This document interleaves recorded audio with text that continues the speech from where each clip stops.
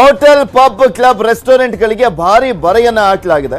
ಹೊಸ ವರ್ಷದ ಹೊಸ್ತಿಲಲ್ಲಿ ಲಾಭದ ನಿರೀಕ್ಷೆಗೆ ಹಿನ್ನಡೆ ಆಗಿದೆ. ಸರ್ಕಾರದ ವಿರುದ್ಧ ಹೋಟೆಲ್ ಮಾಲೀಕರು ಗರಂ ಆಗಿದ್ದಾರೆ. ಬಟ್ ಸರ್ಕಾರಕ್ಕೆ ತುಂಬಾ ಅನಿವಾರ್ಯವಾಗಿತ್ತು ಇದೇ ರೀತಿಯಾದಂಥ ಒಂದು ಕ್ರಮಗಳನ್ನು ಕೈಗೊಳ್ಳುವಂತ ನಿಟ್ಟಿನಲ್ಲಿ ಸರ್ಕಾರ ಅವ್ರ ಕೆಲಸವನ್ನ ಅವ್ರು ಮಾಡಿದ್ದಾರೆ. ಆದ್ರೆ ಹೋಟೆಲ್ಲು, ಪಬ್ಬು, ಕ್ಲಬ್ಬು ಇವರೆಲ್ಲರೂ ಕೂಡ ಆ ಮಾಲೀಕರುಗಳು ಆಕ್ರೋಶವನ್ನ ವ್ಯಕ್ತಪಡಿಸ್ತಾ ಇದ್ದಾರೆ. ನಮಗೆ ಮಾತ್ರ ಈ ರೀತಿಯಾಗಿ ನೀವು ರೂಲ್ಸ್ಗಳನ್ನ ಜಾರಿ ಮಾಡಿಬಿಟ್ರಲ್ಲ ಅಂತ. ನೈಟ್ ಕರ್ಫ್ಯೂ ಜಾರಿಯಿಂದಲೂ ಸಾಕಷ್ಟು ನಷ್ಟದ ಭೀತಿ ಅವರು ಎದುರಿಸ್ತಾ ಇರುವಂಥದ್ದು. ಯಾವುದೇ ಉದ್ಯಮಕ್ಕೆ ಇಲ್ಲದ ಕಾನೂನು ನಮ್ಗೆ ಯಾಕೆ ಅಂತ ಪ್ರಶ್ನೆಯನ್ನ ಮಾಡ್ತಾ ಇದ್ದಾರೆ. ಮೂಲಭೂತ ಸೌಕರ್ಯ ಅಡಿಯಲ್ಲಿ ಹೋಟೆಲ್ ಉದ್ಯಮ ಬರುತ್ತೆ, ಆದ್ರೆ ನಮಗೆ ಈ ರೀತಿಯಾದಂಥ ರಿಸ್ಟ್ರಿಕ್ಷನ್ಸ್ಗಳನ್ನ ಮಾಡಿರುವಂಥದ್ದು ಸರಿಯಲ್ಲ ಅನ್ನುವಂಥದ್ದು ಅವರ ಆಕ್ರೋಶ. ಕೋಟಿ ಕೋಟಿ ತೆರಿಗೆ ಕಟ್ಟುವಂತ ನಮ್ಮ ಮೇಲೇನೆ ಯಾಕೆ ಬ್ರಹ್ಮಾಸ್ತ್ರವನ್ನ ಪ್ರಯೋಗ ಮಾಡ್ತಾ ಇದೆ ಸರ್ಕಾರ? ಈ ರೀತಿ ವ್ಯಾಪಾರ ವಹಿವಾಟಿಗೆ ಅಡ್ಡಿ ಆದ್ರೆ ತೆರಿಗೆ ಕಟ್ಟುವುದೇಗೆ ರಾಜ್ಯ ಸರ್ಕಾರಕ್ಕೆ ಉದ್ಯಮಿಗಳು ಪ್ರಶ್ನೆಯನ್ನ ಮಾಡ್ತಾ ಇದ್ದಾರೆ. ನಮಗೆ ಮಾತ್ರ ಈ ರೀತಿಯಾಗಿ ರಿಸ್ಟ್ರಿಕ್ಷನ್ಸ್ ಮಾಡಿಬಿಟ್ರಲ್ಲ ಅಂತ. ಅಂದ್ರೆ ಎಲ್ರಿಗೂ ಸೇರ್ಸ್ ಮಾಡಬೇಕಾಗಿತ್ತು. ನಮ್ಮನ್ನ ಯಾಕೆ ನಮಗೆ ಮಾತ್ರ ಈ ರೀತಿಯಾದಂಥ ರಿಸ್ಟ್ರಿಕ್ಷನ್ಸ್ ಮಾಡಿದ್ರಿ? ಥಿಯೇಟರು ಅಂಥವ್ರಿಗೆಲ್ಲ ಬಿಟ್ಬಿಟ್ಟಿದ್ದೀರಾ ಈಸಿಯಾಗಿ ಅನ್ನೋದೇ ಅವರ ಪ್ರಶ್ನೆ. ಬಾರು, ರೆಸ್ಟೋರೆಂಟ್ನಲ್ಲಿ 50% ಮಿತಿಗೆ ಅಸಮಾಧಾನವನ್ನು ವ್ಯಕ್ತಪಡಿಸಿದ್ದಾರೆ. ಮದ್ಯ ಮಾರಾಟ ಒಕ್ಕೂಟದಿಂದ ಸರ್ಕಾರದ ನಿರ್ಧಾರಕ್ಕೆ ಅಸಮಾಧಾನವನ್ನ ವ್ಯಕ್ತಪಡಿಸಲಾಗ್ತಾ ಇರುವಂಥದ್ದು. ಒಕ್ಕೂಟದ ಪ್ರಧಾನ ಕಾರ್ಯದರ್ಶಿ ಗೋವಿಂದ್ ರಾಜ್ ಹೆಗಡೆ ಬೇಸರವನ್ನ ವ್ಯಕ್ತಪಡಿಸಿದ್ರು. ಮದ್ಯ ಮಾರಾಟ ಒಕ್ಕೂಟದ ರಾಜ್ಯ ಪ್ರಧಾನ ಕಾರ್ಯದರ್ಶಿ ಆಗಿರುವಂತಹ ಗೋವಿಂದ್ ರಾಜ್ ಜೊತೆ ನಮ್ಮ ಉಡುಪಿ ಪ್ರತಿನಿಧಿ ಪರೀಕ್ಷಿತ್ ಶೇಟ್ ಚಿಚ್ಚಾಟನ್ನ ಮಾಡಿದ್ದಾರೆ. ನೋಡ್ಕೊಂಬರೋಣ. ಒಮಿಕ್ರಾನ್ ಆತಂಕದ ಹಿನ್ನೆಲೆಯಲ್ಲಿ ಈಗ ಸರ್ಕಾರ ಟಫ್ ರೂಲ್ಸ್ಗಳನ್ನು ಜಾರಿ ಮಾಡಿದೆ. ಇನ್ನು ನೈಟ್ ಕರ್ಫ್ಯೂ ಜೊತೆಗೆ ಏನು ಹೊಸ ವರ್ಷಾಚರಣೆಗೆ ತುಂಬ ಬ್ರೇಕ್ ಹಾಕಿದೆ. ಸಾರ್ವಜನಿಕ ಸ್ಥಳಗಳಲ್ಲಿ ಏಕಾಬಿಟ್ಟಿಯಾಗಿ ಏನು ಹೊಸ ವರ್ಷ ಆಚರಿಸಬಾರ್ದು. ಜೊತೆಗೆ ಪಬ್, ಬಾರ್, ರೆಸ್ಟೋರೆಂಟ್ಗಳಲ್ಲಿ 50% ಜನರ ಮಾತ್ರ ಅವಕಾಶ ನೀಡುವಂಥದ್ದು. ಸರ್, ಇದರಿಂದ ನಮಗೆ ಬಾರ್ ಆ್ಯಂಡ್ ರೆಸ್ಟೋರೆಂಟ್ಗಳು ಅಂದರೆ ಕ್ಲಬ್ ಇರ್ಬೋದು, CL7 ಇರ್ಬೋದು, CL9 ಇರ್ಬೋದು, ಸ್ಟಾರ್ ಹೋಟೆಲ್ಗಳು ಇರ್ಬೋದು, ನಮಗೆ ತುಂಬ ನಷ್ಟ ಆಗ್ತದೆ. ಇದರ ಅರ್ಥ ನಮಗೆ ಅನ್ಯಾಯ ಆಗಿದೆ. ರಸ್ತೆಗಳಲ್ಲಿ ನರ್ತಿಸೋದು ವಗೇರೆಗಳನ್ನ ಅದ್ರ ಬಗ್ಗೆ ನಾವೇನು ಮಾತಾಡಲ್ಲ, ಅದಕ್ಕೆ ಅಲೋ ಮಾಡಿ ಅಂತ ನಾವು ಹೇಳೋಕ್ಕೆ ಹೋಗಲ್ಲ. ನಮ್ಮ ಸಂಸ್ಥೆಗಳ ಬಗ್ಗೆ ನಮ್ಮದು ನಿಗಾ ಅಷ್ಟೇ. ಈಗಾಗಲೇ ನಾವು 2 ವರ್ಷದ ನಿಮ್ಮ ಕೋವಿಡ್ನಿಂದ ತುಂಬ ನಷ್ಟದಲ್ಲಿದ್ದೀವಿ. ಸ್ವಲ್ಪ ಚೇತರಿಸಿಕೊಳ್ತಾ ಇದ್ದೀವಿ. ಈ ಹೊಸ ವರ್ಷದ ಒಂದು ಆಚರಣೆ ನಮಗೆ ಸಿಕ್ಕಿದರೆ ನಮ್ಮ ಲೈಸೆನ್ಸುದಾರರು ಸ್ವಲ್ಪ ಚೇತರಿಸಿಕೊಳ್ತಾರೆ. ಅಟ್ಲೀಸ್ಟ್ ನಮಗೆ ಒಂದು 31 ಅಥವಾ 1ನೇ ತಾರೀಕು ರೆಸ್ಟೋರೆಂಟ್ಗಳಿಗೆ 2 ದಿನ ಇರುವುದು ಅದು ಆಚರಣೆ ಅಷ್ಟೇ. ಆಹಾರದೊಂದಿಗೆ ಮದ್ಯವನ್ನು ಸೇವಿಸಲಿಕ್ಕೆ ನಮ್ಮ ಲೈಸೆನ್ಸ್ ಟೈಮಿಂಗ್ಸ್ನಲ್ಲಿ ನಮಗೆ ಅವಕಾಶವನ್ನು ಸರ್ಕಾರ ಮಾಡಿಕೊಡಬೇಕು. ಗೌರವಾನ್ವಿತ ಮುಖ್ಯಮಂತ್ರಿಯವರು ಹಾಗೂ ನಮ್ಮ ಅಬಕಾರಿ ಸಚಿವರು ಈ ಬಗ್ಗೆ ಕ್ರಮವನ್ನು ವಹಿಸಬೇಕಂತ ನಾವು ವಿನಂತಿಯನ್ನು ಮಾಡಿಕೊಳ್ತೇವೆ. ಮತ್ತು ನೀವು ಏನು ವಿಧಿಸ್ತೀರ ಅದ್ರ ಬಗ್ಗೆ ನಾವು ಚಿಂತೆಯನ್ನು ಮಾಡಲ್ಲ. ತಯಾರಿ ಮಾಡಿಕೊಂಡದನ್ನು ನಾವು ಏನು ಮಾಡಬೇಕು? ಇದು ತುಂಬ ಕಷ್ಟದ ಒಂದು ಪರಿಸ್ಥಿತಿ ಇದೆ. ದಯವಿಟ್ಟು ಅದನ್ನು ಸರ್ಕಾರ ಇದೊಂದು ಆದೇಶದಲ್ಲಿ ಒಂದು ಮಾರ್ಪಾಡನ್ನು ಮಾಡಬೇಕು ಅನ್ನೋ ವಿನಂತಿಯನ್ನು ನಾವು ಮಾಡ್ಕೊಳ್ತೇವೆ. ಕೊರೋನಾ ಆತಂಕ, ಜನರು ಸೇರ್ತಾರೆ ಪಬ್ ರೆಸ್ಟೋರೆಂಟ್ಗಳಲ್ಲಿ ಅನ್ನುವಂಥದ್ದು ಆತಂಕ ಸರ್ಕಾರದ್ದು. ಯಾವ ಥರ ಇದೆಯಾ ಆತಂಕ? ನಿಯಮಾವಳಿ ರೂಪಿಸಲಿ, ನಾವು ಪಾಲಿಸ್ತೀವಿ ಅದನ್ನು.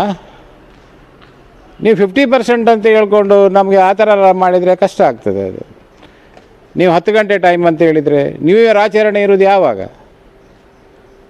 10 ಗಂಟೆ ನಂತರನೇ ಇರೋದು ನ್ಯೂ ಇಯರ್ ಆಚರಣೆ. ನಮಗೆ ಇದು ಆಸೆ ಅಲ್ಲ. ನಮಗೆ 2 ವರ್ಷದಲ್ಲಿ ಆಗಿರುವ ನಷ್ಟವನ್ನು ಸ್ವಲ್ಪ ಸರಿದೂಗಿಸಿಕೊಳ್ಳಲಿಕ್ಕೆ ನಾವು ಮಾಡ್ತಿರುವಂಥ ಪ್ರಯತ್ನ ಇದು. ಆಸೆ ಅಂತ ಎಣಿಸ್ಕೊಳ್ಳೋದೇ ಬೇಡ. ಸರ್ಕಾರಕ್ಕೆ ತಾಕೊಡುವಂಥ ಸಲಹೆ ಏನಿಲ್ಲ, ಸರ್ಕಾರಕ್ಕೆ ನಮ್ಮದು ವಿನಂತಿ ಅಷ್ಟೇ. ಪರೀಕ್ಷಿತ್ ಶೇಟ್, ನ್ಯೂಸ್ 18 ಕನ್ನಡ, ಉಡುಪಿ. ಇದೆಲ್ಲದ್ರ ಬಗ್ಗೆ ಮತ್ತಷ್ಟು ಡೀಟೇಲ್ಸ್ ಅನ್ನ ನೀಡ್ತಾರೆ ನಮ್ಮ ಪ್ರತಿನಿಧಿ ಮಂಜು ಆರ್ಯ ನೇರ ಸಂಪರ್ಕದಲ್ಲಿ ಜಾಯ್ನ್ ಆಗ್ತಿದ್ದಾರೆ. ಎಸ್ ಮಂಜು, ಇವತ್ತಿನಿಂದ ರಾಜ್ಯದಾದ್ಯಂತ ನೈಟ್ ಕರ್ಫ್ಯೂ ಜಾರಿ ಆಗ್ತಾ ಇದೆ. ನೈಟ್ ಕರ್ಫ್ಯೂಗೆ ಪೊಲೀಸ್ ಇಲಾಖೆ ಯಾವ ರೀತಿಯಾಗಿ ಸಿದ್ಧತೆಯನ್ನ ಮಾಡ್ಕೊಂಡಿದೆ ಅಂತ? ಯಾಕೆಂದ್ರೆ ಇಲ್ಲಿ ಸ್ಪೆಷಲಿ ಜವಾಬ್ದಾರಿ ಹೆಚ್ಚಿರುವಂತದ್ದು ನೈಟ್ ಕರ್ಫ್ಯೂ ಸಂದರ್ಭದಲ್ಲಿ ಪೊಲೀಸ್ ಇಲಾಖೆ ಮೇಲೇನೆ. ಎಲ್ಲಾ ಕಡೆನೂ ಈ ಹಿಂದೆ ನೈಟ್ ಕರ್ಫ್ಯೂ ಇದ್ದಂತ ಸಂದರ್ಭದಲ್ಲಿ ಬ್ಯಾರಿಕೇಡ್ಗಳನ್ನೆಲ್ಲ ಹಾಕಿ ತುಂಬಾ ಪ್ರೊಟೆಕ್ಟ್ ಅನ್ನ ಮಾಡುವಂತ ಕೆಲಸವನ್ನ ಮಾಡ್ತಾ ಇದ್ರು. ಈ ಬಾರಿ ಹೇಗಿರುತ್ತೆ ಅಂತ?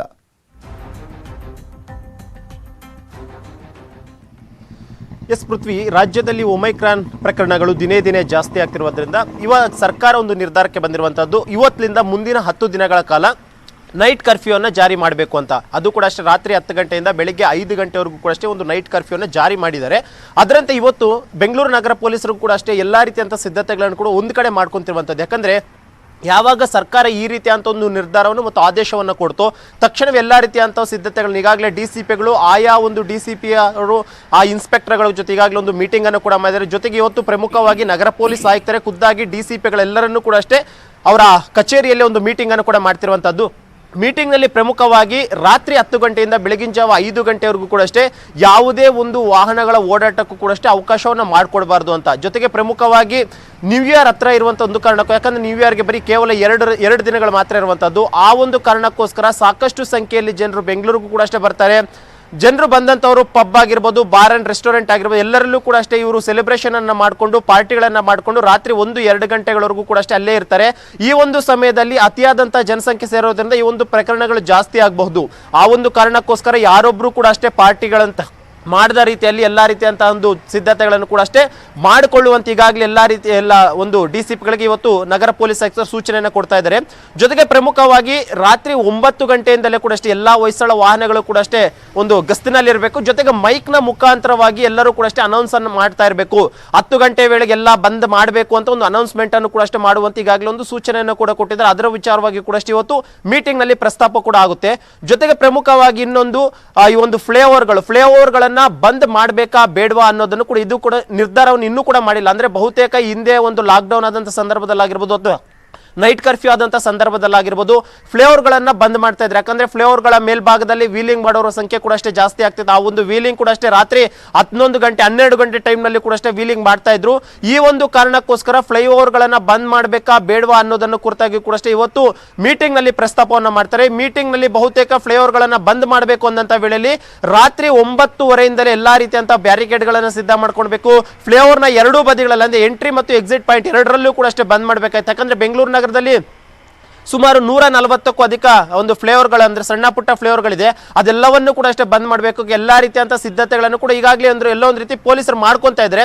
ಆದ್ರೂ ಕೂಡ ಅಷ್ಟೇ ಯಾವ ರೀತಿಯಂತ ಸಿದ್ಧತೆಗಳನ್ನ ಮಾಡ್ಕೊಳ್ಬೇಕು, ಎಲ್ಲೆಲ್ಲಿ ಬ್ಯಾರಿಕೇಡ್ಗಳನ್ನು ಹಾಕಬೇಕು, ಅತಿಯಾಗಿ ಬಾರ್ ಅಂಡ್ ರೆಸ್ಟೋರೆಂಟ್ ಇರುವಂತ ಏರಿಯಾಗಳಾವು, ಜೊತೆಗೆ ಪ್ರಮುಖವಾಗಿ ರಾತ್ರಿ 10 ಗಂಟೆ ಆದ್ರೂ ಕೂಡ ಅಷ್ಟೇ ಈ ಹಿಂದೆ ಟೈಮ್ ನಲ್ಲಿ ನೈಟ್ ಕರ್ಫ್ಯೂ ಇದ್ದಂತ ವೇಳೆಯಲ್ಲಿ ಕೂಡ ಅಷ್ಟೇ ಅನೇಕ ಹೋಟೆಲ್ ಮತ್ತು ಬಾರ್ ಅಂಡ್ ರೆಸ್ಟೋರೆಂಟ್ಗಳು ಓಪನ್ ಇರ್ತಾ ಇದ್ವು.